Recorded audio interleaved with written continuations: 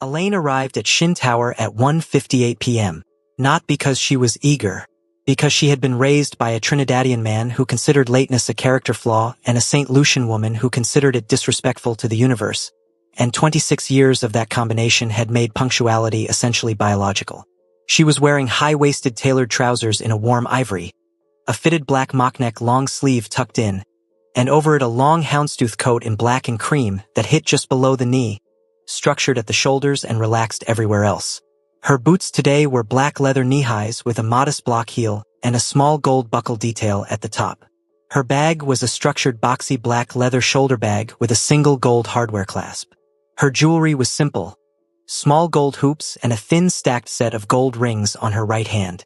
Her hair was in a high puff today, gathered at the crown, full and rounded, the three tones visible even in the gathered shape, dark brown underneath, auburn through the middle, copper gold catching the afternoon light at the top. She had wrapped the base with a thin black ribbon tied at the front into a small neat bow. The assistant at the small desk near the elevator looked up when she stepped off. Beaumont SSI. Mr. Shin is expecting you. Thank you. Can I bring you anything? Coffee, please. Black. No sugar. Jae-ho was already there, standing at the window, floor-to-ceiling glass, the Han River wide and gray-blue below, soul spreading in every direction. He had his hands in his trouser pockets. Charcoal trousers, a charcoal cashmere roll neck, no jacket. The watch on his right wrist caught the afternoon light. He turned when she entered. His eyes did the thing they always did, a quick full assessment head to boots, that he didn't bother disguising because he was apparently a man who had decided that pretending not to look was a waste of everyone's time. Beaumont, he said. Mr. Shin. She said pleasantly. Jae-ho, he said. She looked at him. Sorry. My name, he said. You can use it.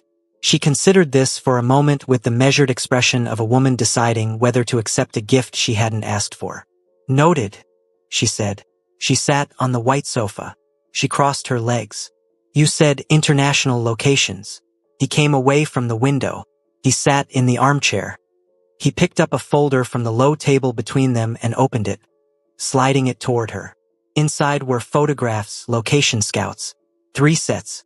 The first was somewhere coastal, dramatic cliffs, dark water, southern Europe. The second was a city, wide boulevards, warm stone buildings, golden light. The third made her stop completely. A market, shot from above. Colors everywhere. Fabrics and spices and fruit stacked high. Women in bright printed dresses carrying baskets. A harbor in the distance, water catching the sun. St. Lucia.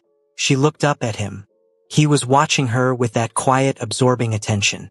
You picked St. Lucia, she said. The scout found 3 options, he said. I picked St. Lucia. Why? Not a question. He understood it wasn't a question. Because the brand is about essence, he said. And you told me your essence comes from there. A pause. It seemed relevant.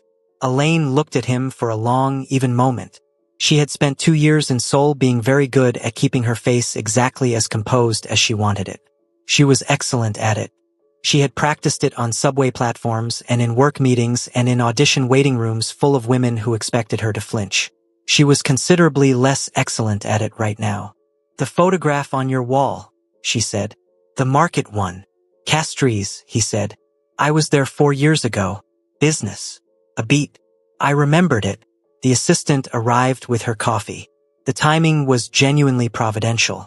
She picked up the cup and used the 3 seconds to reassemble herself completely. What are the other 2 locations?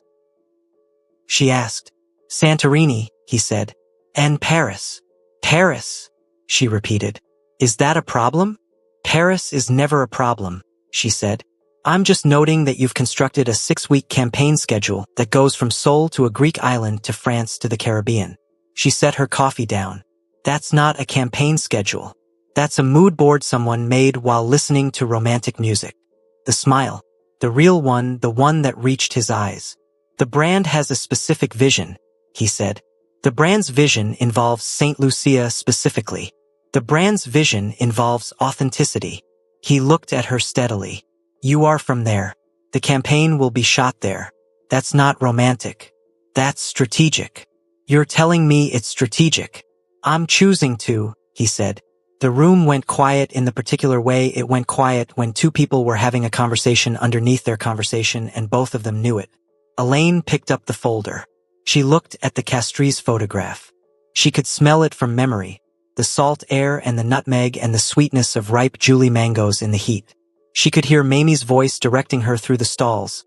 This vendor for the Christophine, that one for the Dachshund, never the man on the corner because he weighed his produce with his thumb on the scale. My grandmother lives there, she said, quietly, not performing it. I know, he said. You mentioned her. You remembered that. I remember everything you've said. A fact. She looked at him for a long moment. Jeho, she said, testing the name. Fit differently than Mr. Shin. More honest somehow. Something shifted in his face when she said it. The way light shifts when a cloud moves. Beaumont, he said. We should talk about the shoot schedule, she said. We should, he agreed. Neither of them reached for the folder immediately. They talked for 2 hours. Not just the schedule, though they covered it thoroughly, dates, logistics, creative direction. Specific CO noir pieces for each location. But somewhere between Santorini logistics and Paris permits the conversation slid. The way conversation slid when two people stopped performing professionalism and started simply talking. She told him about Mamie, the guava-colored house and the bouillon and the thumb-on-the-scale man at the market corner. She told it the way Caribbean people told stories, with full characters and sound effects and the understanding that the point was never just the plot but the texture of it. The smell and the color and the specific quality of the light. He listened without the impatient half-listening of someone waiting for their turn. He simply received it. In return he told her, briefly and without embellishment, that he had grown up in a house where silence was the primary language and that he had learned to read rooms very early because rooms told you more than people did. That explains the watching, she said. What watching? You watch everything, she said. Every room, everyone in it. That's my job. That's your nature, she said. The job just gave it somewhere to go. He looked at her. You watch too. I listen, she corrected. There's a difference. Watching is about control. Listening is about understanding. And what have you understood? That you're more careful than you appear, she said. And you appear very careful. A beat. And you, he said, are more feeling than you allow. The room went quiet again. Elaine looked at him with the particular expression of a woman who has been accurately seen and is deciding how she feels about it. I'm Caribbean, she said finally. We feel everything. We just don't hand it to people who haven't earned it. Reasonable, he said. I think so, she said. His phone buzzed on the table. He glanced at it. Something in his jaw tightened briefly, the other kind of business, the kind listed vaguely on his company profile, and he looked back at her. I have to take this, he said. Of course. She began gathering herself. Beaumont. She looked at him. Santorini is in 3 weeks. There's a dinner the night before the first shoot. The team. A pause. I'd like you there. She stood. She picked up her bag. She looked at him for one calm, even moment. Send the details to Suyin, she said. Your agent, he said. She reads everything, Elaine said. It's why I hired her. She walked to the elevator. She pressed the button. Beaumont, he said, from across the room. She turned. The puff, he said, looking at her hair. The high gathered crown with the ribbon and the 3 tones catching the last of the afternoon light. It suits you. She stepped into the elevator. Everything suits me, Jeho, she said pleasantly. The doors closed. She looked at the ceiling for the entire 14th-floor descent. Deeply, she thought. Deeply inconvenient. The island was trying to undo her. Not in the way she'd expected. Elaine Beaumont had grown up on Caribbean coastline and spent 2 years in a sole apartment with a Han River view at an angle, and she was not prepared. Nobody could have adequately prepared her for the specific aggressive beauty of Santorini in the golden hour, which was currently doing something completely unreasonable to the white buildings and the dark blue water and the sky which had turned a color she didn't have a name for, somewhere between violet and the feeling you got in your chest when a song you loved ended before you were ready. She was standing on the terrace of the cliffside villa the production had rented for the week, gripping the white railing, looking at the view, and having feelings she hadn't budgeted for on a work trip. Her phone buzzed. Solange. Sending location updates with no details is actual betrayal, Elaine. She typed back, I'm in Santorini. 3 seconds. For what? Work. With him? Elaine put the phone face down on the railing, then picked it back up. It's a work trip, Solange. The man chose St. Lucia for the campaign shoot. He's my client. He chose your grandmother's island, Elaine. Good night, Solange. You're falling in love with a mafia man in Santorini and calling it work. She put the phone in her pocket and looked at the sunset. The team dinner was at 7. It was 6:15. She had 55 minutes to become a person who was entirely unaffected by things. She wore deep plum, a bias-cut satin midi dress in deep plum that moved like it had its own opinion about gravity. Fluid, precise, the kind of dress that looked effortless because someone had worked very hard to make it so. She layered a long, sheer black duster coat over it, dramatic and light, that moved in the island breeze like something from a film. Her shoes were strappy gold-heeled sandals. Her earrings were long sculptural gold drops. Her rings were stacked on both hands. Her hair was fully down tonight. The complete halo, freshly moisturized. The copper gold ends catching the candlelight before she'd even arrived anywhere near candles. She walked into the restaurant at exactly 7 o'clock. The restaurant was a whitewashed terrace carved into the cliff face. Candles everywhere. The water visible below. A view that made you understand why people had been coming to this island for centuries and never entirely recovering from it. Juno was already there laughing with his assistant. Myri was next to him in a beautifully draped sage blouse, wine in hand. Hyunwoo sat at the end of the table looking at his tablet with the dedication of a man who had accepted that dinner was simply a location change for working. And Jae-ho was standing near the terrace railing in a black dinner jacket over a black dress shirt, collar open, a glass of something amber in his hand, and Santorini's golden hour was doing completely unreasonable things to the angles of his face. He turned when she arrived. She watched the assessment happen, fast, complete, and then something that wasn't the usual assessment. Something that stayed longer than it should have and landed somewhere neither of them addressed out loud. Beaumont, he said. You all started without drinks, she said, looking at the table. That's concerning. Juno raised his glass. I have a drink. You're the only one. She sat down. She looked at Hyunwoo. Are you going to put the tablet away? Hyunwoo looked at Jae-ho. Jae-ho said nothing. Hyunwoo put the tablet away with the expression of a man making a significant personal sacrifice. Thank you, Elaine said warmly. She picked up the menu. It was in Greek. She looked at it with the focused attention of someone who did not speak Greek but was not about to admit that immediately. It's in Greek, Myri offered helpfully. I can see that, Elaine said pleasantly. Do you speak Greek? Juno asked. I speak Korean, English, and enough French Creole to have an argument. Or order a full meal, she said, setting the menu down. Greek is not currently in the rotation. I'll order, Jae-ho said. He had sat down directly across from her. Unless you'd like to guess. I'd like to not accidentally order something that looks at me before I eat it, she said. Please proceed. Juno laughed. Myri laughed. Even Hyunwoo made a sound. Jae-ho looked at her with that almost expression and ordered in entirely competent Greek. The waiter nodded, impressed, and left. Greek, she said. I traveled here extensively in my 20s, he said. How many languages do you speak? 4. Korean, English, Greek, Japanese. She considered this. And yet you made me navigate a Korean callback in a language you knew I might not speak. I suspected you spoke it. You gambled, she said. I calculated, he corrected. There's a Caribbean word for men who dress up gambling as calculation, she said. What's the word? She smiled. Optimistic. Juno made a strangled sound into his wine glass. Myri covered her mouth. Hyunwoo studied the ceiling. Jae-ho looked at her. The real smile.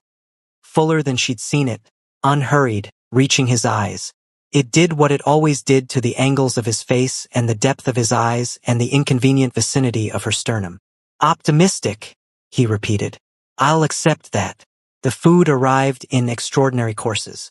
Fresh fish and grilled octopus and things in olive oil that tasted like someone had been perfecting the recipe for several generations. The conversation moved easily around the table, shoot logistics, Juno's vision for the Castries market, Myri's wardrobe selections for Paris. And then the woman walked in. Elaine noticed her the way you noticed weather changing, a shift in air pressure, a subtle drop in temperature. The woman was Korean, mid-30s, strikingly beautiful in the calculated way of someone who spent significant resources on the calculation. She wore a white structured blazer dress and carried herself with the particular confidence of someone who had been in important rooms many times and wanted everyone to know it. She walked directly to their table. "Jae-ho," she said, in Korean. Warm. Familiar. The tone of a woman using a name she'd earned the right to. The table shifted. Juno went still. Myri looked at her wine glass. Hyunwoo looked at his retired tablet with longing. Jae-ho looked up. Something moved through his face, controlled, quick, the shutter closing. "Seoyin," he said. Neutral. "I didn't know you were in Santorini," she said, pulling out the empty chair beside him and sitting in it with the ease of someone who didn't wait for invitations. Her eyes moved around the table and landed on Elaine with the specific attention of a woman performing a rapid and unfavorable assessment. "I saw the CO Noir announcement. The new face. A smile that didn't involve warmth. Interesting choice." "Cho Seoyin," Jae-ho said, with the measured tone of a man managing a variable. "This is Elaine Beaumont." Elaine looked at the woman across the candlelight with the expression she had perfected in an audition waiting room in Seoul. Pleasant, direct, absolutely immovable. "Nice to meet you," she said, in Korean. Clear. Something flickered in Seoyin's eyes. Recalibration. "Your Korean is good," she said, the tone of a compliment built on a foundation of surprise. "Thank you," Elaine said simply. She picked up her fork. She continued eating. Seoyin turned back to Jae-ho. She began talking about mutual acquaintances, about a business event in Athens the following week, about things that were designed to establish shared history and shared world in front of an audience. She was good at it. Practiced. The conversational equivalent of planting a flag. Elaine ate her fish and listened to all of it and said nothing. Under the table, she felt her phone buzz. She glanced at it discreetly. A message from a number she didn't recognize. No name. "The contract you signed with CO Noir has a morality clause. It would be a shame if certain photographs became public. Photographs that would make a luxury brand reconsider their investment in you. Think about walking away cleanly while you still can." Elaine read it twice. She put her phone face down on her lap. She picked up her wine glass. She took one sip. She set it down. She looked across the table at Jae-ho. He was saying something brief and professional to Seoyin. His eyes moved to Elaine's face almost immediately after, as they always did, the gravitational habit of it, and he read something there. She watched him read it. The shutter opened briefly and then closed again. He said something to excuse himself. He stood. He touched Seoyin's shoulder once, briefly. The touch of a man closing a conversation rather than continuing one. He came around the table. "Walk with me," he said quietly to Elaine. She stood. She picked up her phone. They walked to the far end of the terrace where the railing overlooked the caldera and the dark water below, and nobody from the table could hear them. She handed him the phone without a word. He read the message. She watched his face do something she hadn't seen it do before. A controlled, cold, very precise anger. The kind that didn't raise its voice because it didn't need to. The kind that had been trained into functionality. "When did this come?" he said. 10 minutes ago. "You didn't react," he said. "I was eating," she said. "Reacting at the dinner table is rude." He looked at her. Despite everything in his face, something moved that was close to the almost smile. "Do you know what photographs they mean?" "No," she said. "I live a very undramatic life, Jae-ho. I cook. I work in fashion marketing. I call my grandmother on Sundays. I genuinely cannot think of a single photograph that would embarrass me or a luxury brand." She paused. "Which means they don't have one. They're bluffing. Or they're fabricating." The word landed between them in the warm island air. She looked at him steadily. "Can they do that?" "People with resources and motivation can do many things," he said. He was still holding her phone. His jaw was doing the thing it did when something needed to be managed. "I need to know. Do you want to walk away?" She blinked. "Sorry. The message says walk away cleanly," he said. If you want out, if this world, what it involves, what's attached to my name, if that's too much, I will release you from the contract tonight. Full payment. No conditions. She looked at him for a long, even moment. The caldera was below them. The stars were coming out one by one over the island. The candles at the dinner table moved in the warm breeze behind them. Jeho, she said. Beaumont. I grew up hearing my grandmother argue with a man at a market for putting his thumb on the scale, she said. I have been in Seoul for 2 years as the only person who looked like me in most rooms I walked into. I walked into your audition as the only black woman there and 47 people watched me sit down. She tilted her head very slightly. I don't walk away from things. He looked at her. The deep absorbing look, the one that had its own atmospheric pressure. Someone is trying to use my world to get to you, he said. It was not quite an apology. It was the honest version of one. Then we find out who, she said. And we deal with it. He was quiet for a moment, looking at her with something that didn't fit any of her categories. Something newer. Something that sat in the chest rather than the eyes. We, he said. We, she confirmed. He handed her phone back. His fingers were warm when they met hers briefly in the exchange. Neither of them commented on this. I need to make a call, he said. I know, she said. Go. She stayed at the railing. Below her the dark water moved against the cliff face in slow rhythmic intervals. She breathed in the salt air and the warm night. And thought about thumbs on scales and rooms she hadn't been invited into and the particular steadiness required of a woman who refused to be moved by people trying to move her. Behind her, Seoyeon had left the table. Elaine noted this without turning around. She stayed at the railing and watched the stars come out and waited, in the way Mamie had taught her, for herself to arrive. The storm broke in Paris. Not weather, the other kind. They had completed Santorini. 3 shoot days. Extraordinary images. Juno practically vibrating with creative satisfaction every evening when he reviewed the cards. The campaign was becoming something that people in the industry would discuss for a long time. Elaine could feel it in the way the photographs were going, in the way Jeho looked at the monitor screens at the end of each day with the particular satisfaction of a man whose vision was being accurately realized. Jeho's people had traced the message from Santorini within 48 hours. He had told her this simply over coffee before a shoot day, the way he delivered all information, directly without theater. Competitor. Someone who had wanted the CO Noir campaign for their own client and had lost the contract. A petty origin for something designed to feel threatening. And the photographs? She had asked. Don't exist, he had said. As you suspected. She had nodded. She had picked up her coffee. She had said, I want whoever did this handled in a way that ensures they understand it was a mistake. He had looked at her. Already done. She had believed him completely and had not asked for details and had moved on with her day. She was discovering one of the more unexpected compatibilities between them, the shared understanding that some information was best delivered in results rather than process. Paris arrived on a Tuesday. The city did what Paris did. It was beautiful in the specific way of things that knew they were beautiful and had stopped being self-conscious about it. The production was based in the Marais, shooting across 3 locations, a courtyard, a rooftop with the city laid out below, and an extraordinary private gallery space that Hyunwoo had negotiated access to with the efficiency of a man who negotiated everything as though the outcome was already decided. The first 2 shoot days were perfect.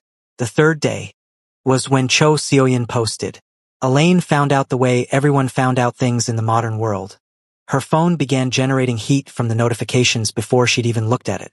She was in the hotel room at 6 a.m. preparing for shoot day 3, her hair in sections being moisturized, mug of sarsop tea on the nightstand, when Solange called instead of texting and Solange only called when something required voice. Talk to me, Elaine said, answering. Seoyeon posted last night, Solange said. No preamble. A piece. Not photographs. An article. She gave it to one of those fashion industry blind item sites. It says, a pause, the sound of Solange reading carefully. That CO Noir's new campaign face was chosen not on merit, but on the personal interest of the brand's owner. That the selection process was compromised. That the other models, specifically she names 3 Korean women who were at the audition, were passed over for someone with no modeling background whose only qualification was catching the eye of Shin Jae-ho. Another pause. She calls it a diversity hire dressed up as a love story.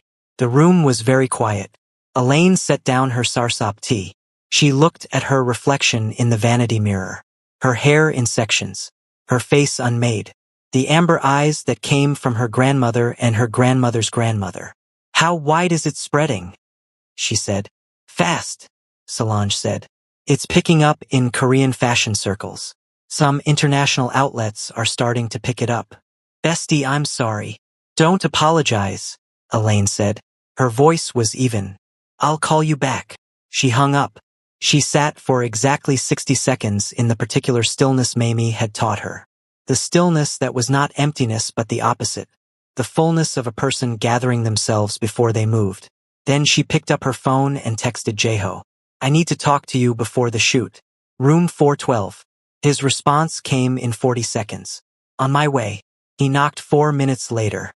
She opened the door. He was in the clothes of a man who had been awake for a while already. Black trousers, a white dress shirt, no jacket, collar open. His face told her he already knew. You've seen it, she said. 20 minutes ago, he said. Hyunwoo flagged it. Come in. He came in. She closed the door. She crossed her arms and looked at him from across the room, and something in the stillness between them was different from all the other silences they'd inhabited. This one had edges. Your legal team is already moving, he said. The site will have a takedown demand by 9 a.m. Paris time. Seoyeon will receive. I don't care about the legal response, she said. He stopped. I care, she said carefully. About the fact that she was at that dinner. She looked at me across that table. And then she went home and wrote a piece calling me a love interest who got handed something she didn't earn. She paused. And I want to know because I think I deserve to know what she is to you. What she was. The room was very quiet. Jaeho looked at her. The shutter was up. The professional composure fully assembled. She watched it and felt, for the first time in 6 weeks, the specific frustration of a woman who had been patient for a long time with a man who was very good at being contained. She was someone I knew, he said, measured. Several years ago. It ended. It wasn't significant. It wasn't significant, Elaine repeated. No. And yet she came to a private team dinner in Santorini and sat down without being invited and looked at me like I was something she was deciding whether to remove from a surface. She said, that's not the behavior of someone for whom something wasn't significant. His jaw tightened. I can't control what she... I'm not asking you to control her, Elaine said. Her voice was still even. Even was important. She had learned from Mamie that the quieter your voice, the more dangerous the content. I'm asking you to be honest with me. Because I have been in this campaign for 6 weeks. I have been professional and I have been present and I have been...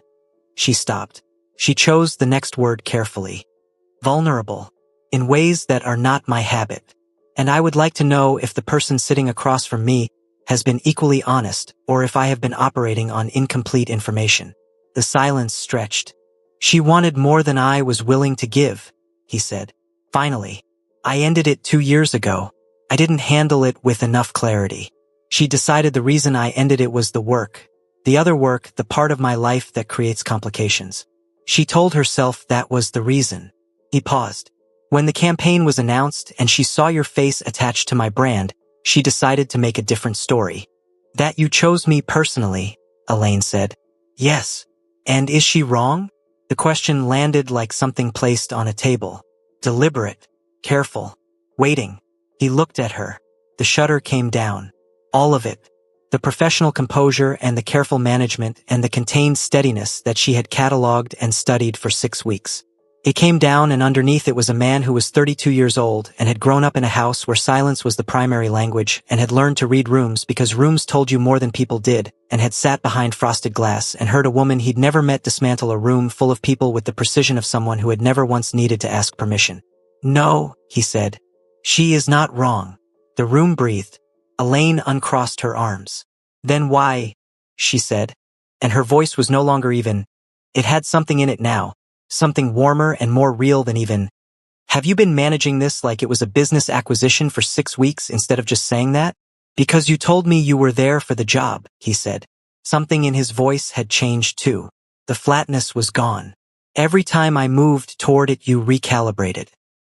You set the temperature of every conversation and I followed it because I understood you needed to. I wasn't going to push. I set the temperature because you were—" She stopped. She looked at him with the expression of a woman abandoning a very carefully constructed position. "You were a lot," she said. "You are a lot. The office and the floor 22 and the location scout and St. Lucia and the way you look at me when you think the camera has my attention." She paused. "You are a considerable amount of person, Jeho. I needed time." "I know," he said. "I gave you time.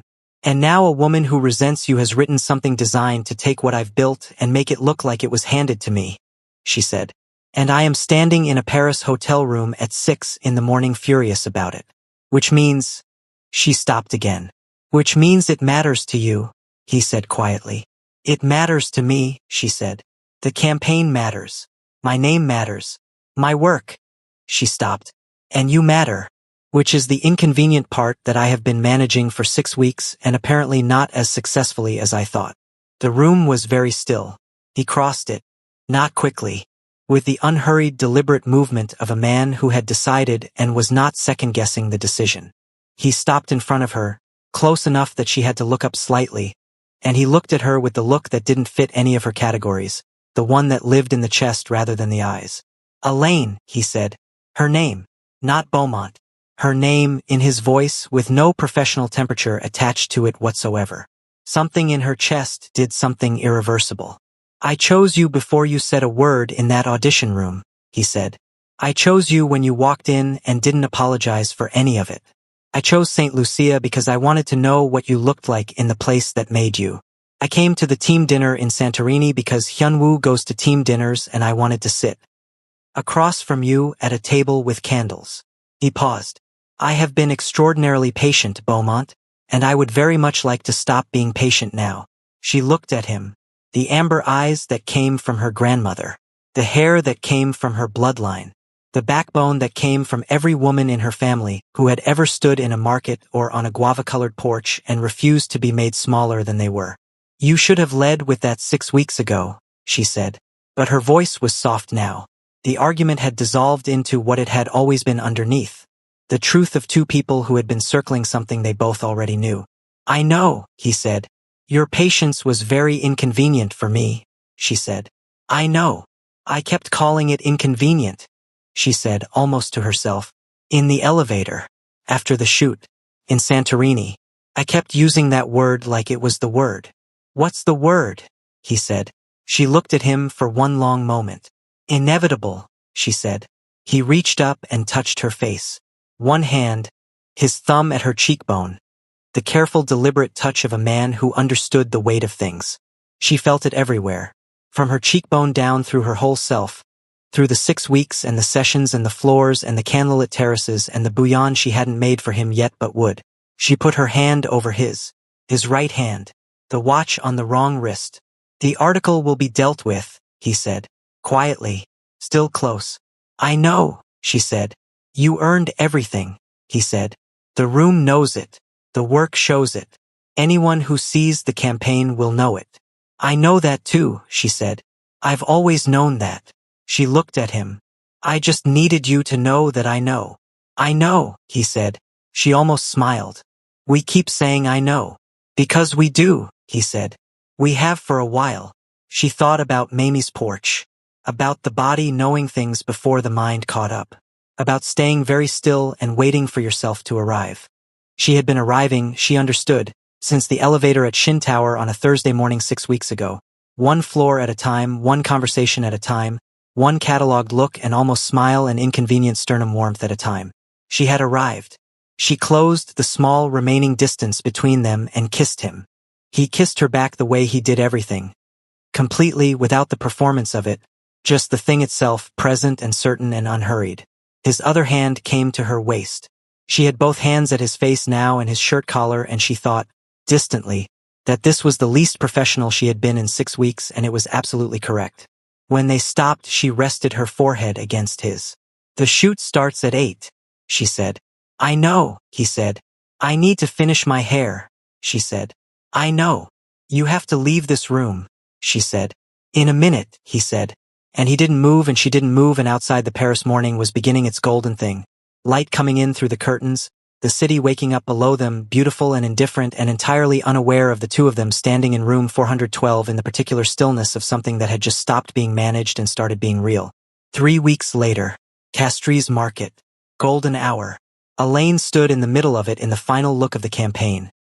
A dramatic structured gown in deep ivory with an architectural shoulder and a flowing skirt that the St. Lucian breeze was doing extraordinary things to, gold jewelry catching the afternoon light, her hair at its fullest and most extraordinary, the 3 tones blazing in the Caribbean sun.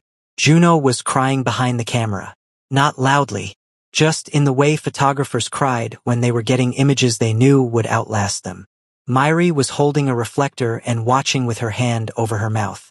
Hyunwoo was looking at his tablet and pretending he didn't notice anything. And Jaeho was standing at the edge of the market in his habitual black linen shirt, sleeves rolled, the concession to tropical heat, watching her. Not professionally. Not with the campaign eyes or the strategic eyes or any of the eyes she had cataloged in the first weeks. Just watching her. The way you watched something you had chosen and were certain about and were not managing anymore. She looked at him across the market noise and color and light. She tilted her head very slightly. The look she gave him was the one she'd been developing for 6 weeks. Not in the taxonomy, not cataloged. Private. Just his. He looked back at her with the look that lived in the chest. Elaine, Juno called. The light is moving. Look back at me. She looked back at the camera. She thought about Saturday mornings and bouillon and a guava-colored house and a woman who had looked at the sea for so long the color got into her eyes. She thought about a dare taken on a Tuesday afternoon over fried chicken. She thought about an elevator going down 14 floors and the word inevitable and a man who had been patient for 6 weeks and then stopped being patient in the best possible way. She let all of it live in her face. Juno pressed the shutter. Click. That the entire industry would agree when the campaign launched was the one. That was the image. The face of a woman who had walked into every room exactly as she was and had not apologized for a single thing about it and had been, in the end, entirely and completely right. Behind her, from the direction of the tall man in black linen, she heard something quiet. One word. In Korean. Not intended to carry. Breathtaking. She didn't turn around. She smiled at the camera instead. Full, real. The smile that came from Mamie and Trinidad and Atlanta and 2 years in Seoul and 6 weeks of something inevitable. The camera caught it. Click. Well, besties, in this story we learned that when you're truly built for something, even the people trying to stop you end up delivering it to you. Besties, Sayun wrote that article to destroy Elaine. Instead, she forced the conversation that made Jehu say everything he had been holding back for 6 weeks. The threat in Santorini was designed to make her walk away. Instead, it revealed exactly how far he would go to protect what was his. Every single person who tried to make her small-handed as something bigger than what they took. Thank you so much for watching. Kindly like, subscribe and share.